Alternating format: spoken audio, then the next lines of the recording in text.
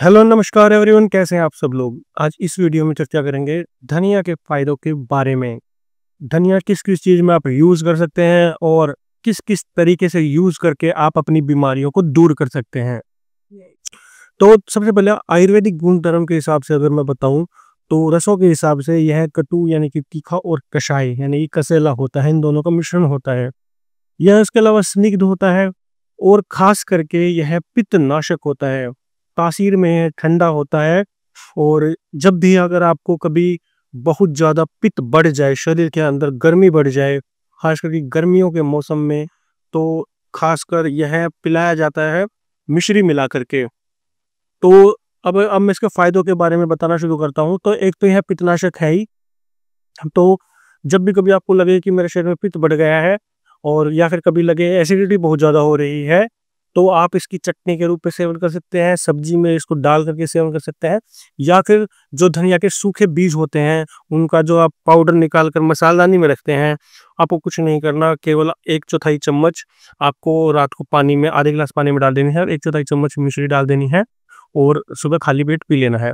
केवल यह नुस्खा करने मात्र से आपके आंतरिक शरीर में कितनी भी भयंकर जलन क्यों ना हो, एसिडिटी क्यों ना बनती हो, रक्तपित्त जिसको यानी कि नाक से नक्सीर बहती हो, और उसके अलावा अगर आपको लगता हो कि मेरे शरीर में गर्मी की वजह से फुंसियाँ बहुत ज़्यादा होती हो, हाथ पैरों में जलन, छाती में जलन, तलवों में जलन, तो इन तरह की तमाम रोगों में यह नुस्खा काम आता है। उसके अलावा अगर आपको लगता हो बुखार बहुत ज़्यादा होगा और शरीर में गर्मी बहुत ज़्यादा बन गई हो, जिसको पित्त ज्वर बोलते हैं, तो उसमें भी यह नुस्खा आप आजमा सकते हैं। धनिया जो है वह जठराग्नि को प्रदीप्त करता है और पचने में हल्का भी होता है। तो जिनको डाइजेशन की प्रॉब्लम अगर जैसे रहती हो खराब, तो वह भी इसका सेवन कर सकते हैं। अगर आपको अजीर्ण हो या फिर खाना सही से ना पचता हो, तो धनिया के चूर्ण लेकर 1/4 चम्मच और उसमें 1/4 चम्मच ही सौंठ मिला दीजिए और आप इसको 2 गिलास पानी में डालकर उबाल कर जब यह गिलास आधा बच जाए तो इसका काढ़ा पी सकते हैं।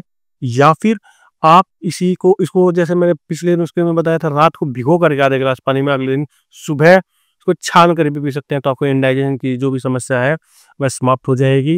जिसका गला बार बार में सूखता हो तो वह भी पित्त प्रकोप ही माना जाता है, तो उसको भी वह धनिया मिश्री का सेवन कर सकते हैं। उसके अलावा हाई बीपी की अगर आपको शिकायत रहती हो, तब भी केवल धनिया या फिर धनिया और मिश्री दोनों को मिला करके आप रात को भिगो करके सेवन कर सकते हैं। इसके नित्य अगर आप चटनी खाते हैं तो उसमें ज़्यादा हरी और लाल मिर्च न डालें और केवल सुहाती-सुहाती सी अगर वह चटनी खाई जाए तो वह लीवर के लिए अच्छी रहती है, डाइजेशन के लिए अच्छी रहती है, हृदय के लिए भी बहुत अच्छी रहती है। यदि आपको मधुमेह की भी अगर शिकायत है तो भी आप इसका इस्तेमाल कर सकते हैं। आप इसकी चटनी बनाकर भी सेवन कर सकते हैं और पानी के साथ फाँक भी सकते हैं, और यह शरीर में इंसुलिन की मात्रा को बढ़ाता है। और उसके अलावा यह रक्त शोधक भी है। जैसे कि मैंने बताया, अगर शरीर में बहुत ज़्यादा गर्मी है तो वह रक्त में भी दिखाई देती है, तो रक्त से भी यह गर्मी को निकालने का काम करता है। और उसके अलावा बार-बार में अगर किसी का गला सूखता हो, बार-बार में प्यास अगर लगती हो, तो उसके लिए भी यह बहुत अच्छा बताया गया है।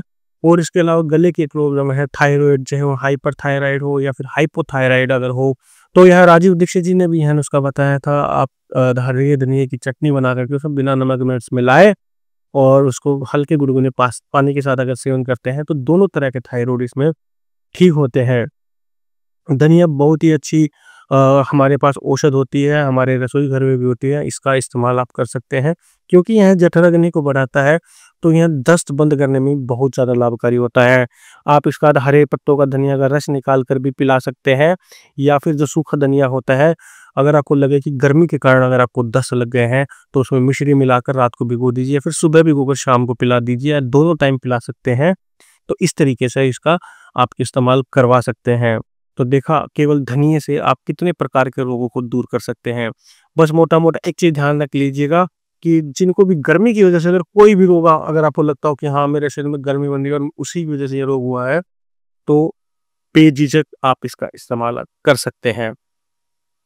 मैं आशा करता हूँ मेरे द्वारा दी गई जानकारी धनिया के बारे में आपको अच्छी लगी होगी।